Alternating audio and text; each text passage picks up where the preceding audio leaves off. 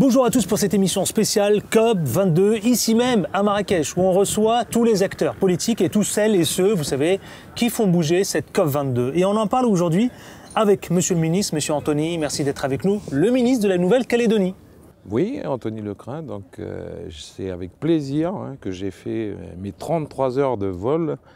Oui, parce que c'est pas à côté. En comptant les escales, pour venir ici assister à cette merveilleuse COP22, merveilleuse dans l'accueil, merveilleuse dans la qualité.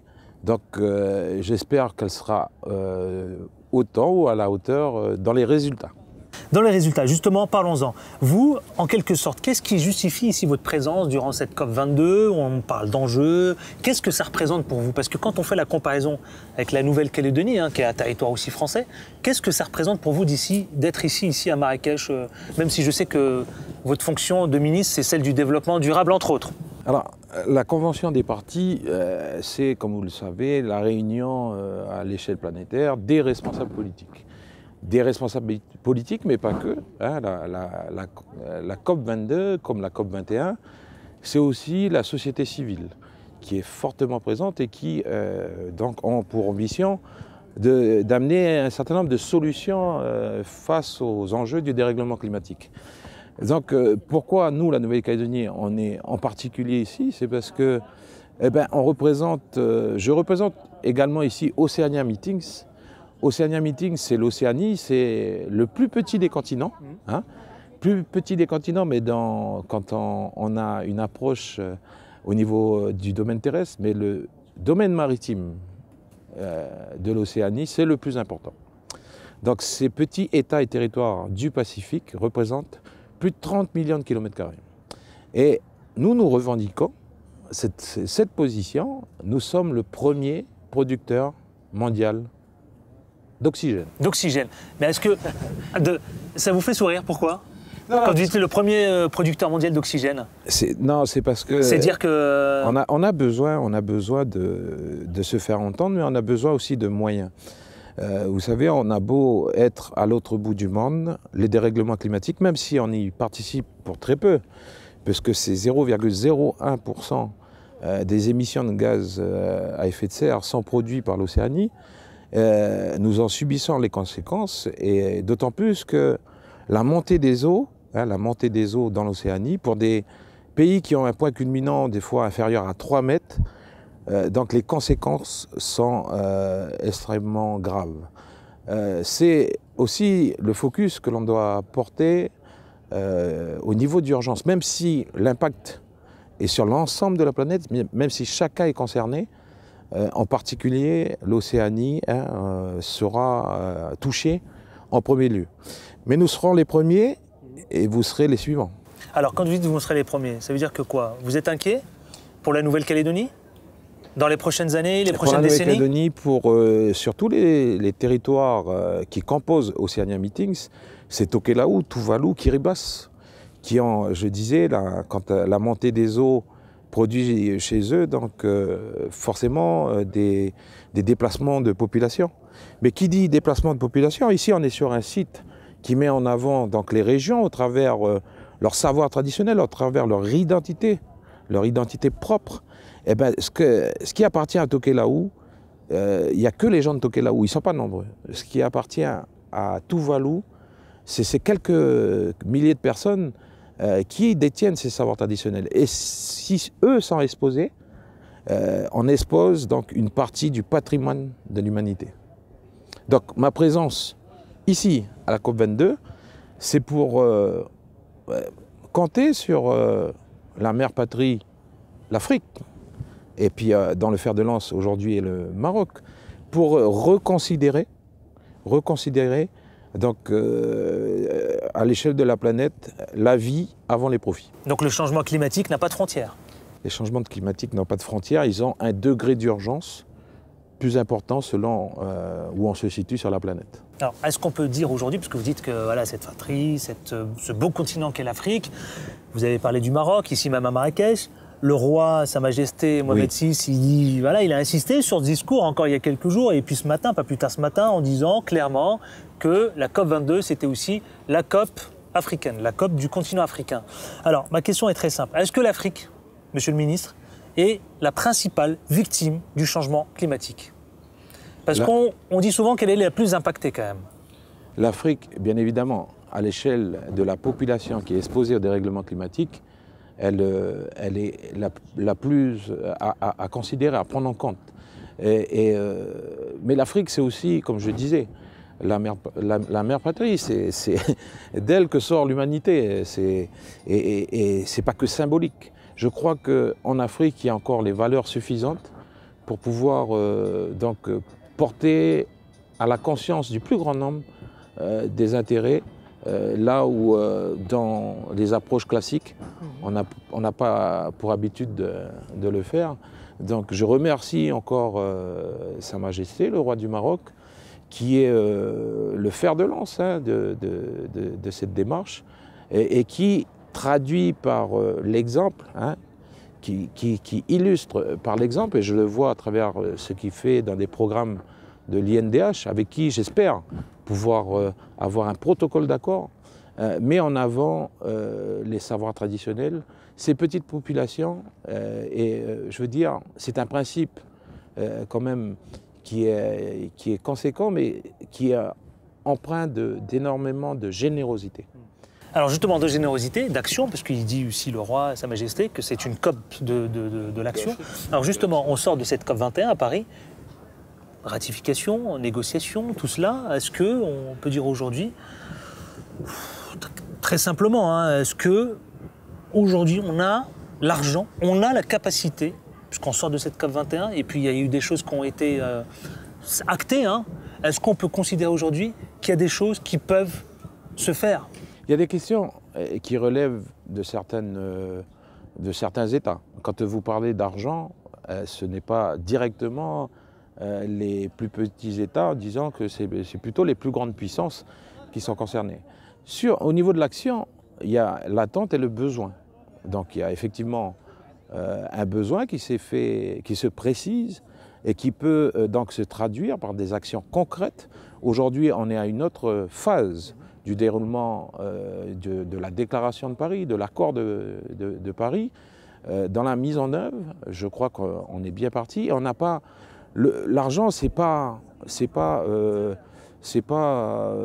l'unique pilier sur lequel on peut s'appuyer pour faire des choses concrètes. Je citais par exemple ce qui a été fait, rien que d'avoir une inspiration telle qu'elle est impulsée par le Royaume du Maroc au travers Sa Majesté le Roi, c'est aussi des possibilités d'avancement aussi et d'aspiration pour nos petits pays. L'argent, c'est pas... la ratification de l'accord de Paris, mais comment finalement? Elle est là ma question. Comment? Sous quelle forme? Alors la coopération, comme je disais, la coopération entre nous, et ça se traduit par le protocole d'accord que je veux engager pour aider les pays océaniens, c'est très concret pour moi. Je pense que vous avez beaucoup d'expérimentation, vous avez beaucoup d'expertise, d'expérience, notamment quand on regarde, par exemple, la gestion des littoraux. Ça fait de nombreuses années que le Maroc a un programme qui est en train de prospérer au travers ses littoraux. Je crois que c'est 3500 km de littoraux, le Maroc. Donc tous ces exemples concrets et la simple volonté de vouloir coopérer en ce sens va faire avancer les choses et de façon concrète. Monsieur le ministre, concrètement, aujourd'hui, comment faire face à ces changements climatiques qui vont très vite, je ne vous l'apprends pas. Les changements climatiques, vous savez, ils sont inéluctables. Les changements climatiques, y faire face, c'est d'abord avoir un certain nombre de principes. Celui de la remise en cause. Parce que ce qui nous a conduit à cette situation, c'est forcément des comportements. Si on arrive à cette situation, c'est quand même qu'il faut changer un certain nombre de choses. Donc la remise en cause ou la volonté sur des principes d'avoir un peu plus de solidarité entre nous, de savoir regarder l'autre, non pas parce qu'il y a un intérêt financier, mais parce qu'il y a un intérêt tout simplement pour l'humanité. Je dirais que, pour traduire un peu cet exemple concret, quand vous allez nous aider, vous, le Maroc, eh bien, vous allez aider à sauver l'Amborella trichopoda. Vous ne connaissez pas, l'Amborella trichopoda. Comme vous ne connaissez pas Tuvalu ou Tokelau, l'Amborella trichopoda, c'est la Lucie de la flore. 130 millions d'années. Elle n'a survécu qu'en Nouvelle-Calédonie. Eh bien, le fait qu'on travaille ensemble à l'organisation des festivals verts, le premier festival vert, qu'on soit avec le Maroc, avec le Sénégal, avec l'Afrique, pour que ce festival ait lieu en Océanie, vous ne pouvez pas savoir à quel point vous nous aidez et vous faites avancer les choses. Alors, on arrive bientôt, évidemment, au terme de cette émission, de cette spéciale COP22 à Marrakech. Est-ce qu'on peut parler d'un phénomène historique qui se déroule ici quand on parle d'un phénomène de sécheresse?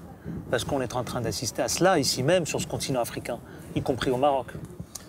Le phénomène de sécheresse est un phénomène climatique. Nous-mêmes, nous avons des phénomènes météorologiques avec le renforcement de ce que vous appelez certains des ouragans. Chez nous, on les appelle les cyclones. Donc, on a une densification et une intensification des phénomènes climatiques, des phénomènes météorologiques, comme les cyclones, qui sont dévastateurs. Le dernier cyclone qui a touché le Vanuatu, une des îles d'Oceania Meetings, ou Fidji, Winston, au Vanuatu, ça a détruit près de 85% du territoire du Vanuatu. Et donc, on va diffuser à cette COP22 donc, un petit film qui présente l'organisation du Festival Vert, mais qui donne un peu plus conscience des dégâts que peuvent provoquer ces phénomènes et qui vont donc porter un focus particulier sur cette partie du monde qui est l'Océanie et qui doit participer à sa mesure aussi à toutes les actions qui seront utiles pour faire face au dérèglement climatique. Durant cette COP22, est-ce que vous pensez, Monsieur le Ministre, qu'il va se passer quelque chose, qu'il va se produire quelque chose? Alors, seul Dieu, c'est ça à l'avance, mais en tout cas, nous, on reste optimistes. On reste optimiste parce que ça se passe au Maroc. On reste optimiste parce que ça se passe en Afrique. Et parce que j'ai pu constater par moi-même, avec votre accueil ici sur ce site, combien les choses ont évolué dans le bon sens. Et pour ça, donc j'ai bon espoir que ce qui va sortir de la COP22, en tout cas pour ma part, je considère que c'est déjà un résultat positif. Et j'en suis certain, pour la planète, ce sera également le cas. Voilà. Ça y est, on arrive au terme de cette émission, Monsieur le Ministre, avant de vous libérer. COP22 égale urgence? Oui, non? Utopie, pas du tout? COP22 égale urgence, ça dépend où et pourquoi. Où et pourquoi. Où on situe les priorités, où il faut engager de façon prioritaire les actions, puisque, comme je le disais, l'Océanie, ça produit... Pourquoi je dis que c'est le premier producteur mondial d'oxygène? Parce que les océans produisent plus d'oxygène que les forêts. Aujourd'hui, c'est scientifiquement démontré. Et nous, on est principalement des espaces d'océans. Donc on a là à faire valoir donc, des mesures et des actions de préservation et de protection de ces espaces marins pour qu'ils continuent à remplir leur rôle de produire l'oxygène utile et nécessaire au reste de la planète. Allez, en quelques mots, Donald Trump, nouvellement, fraîchement élu président des États-Unis, il dit qu'il n'est pas forcément le plus grand défenseur de l'environnement, même s'il a rectifié un peu le tir via des tweets il y a quelques jours. Est-ce qu'on peut considérer qu'avec ce nouveau président, on peut être inquiet avec les relations qu'il peut avoir notamment avec l'Afrique, avec la COP22, avec la Nouvelle-Calédonie, etc., etc. Je ne pense pas que ce soit une affaire d'homme d'État.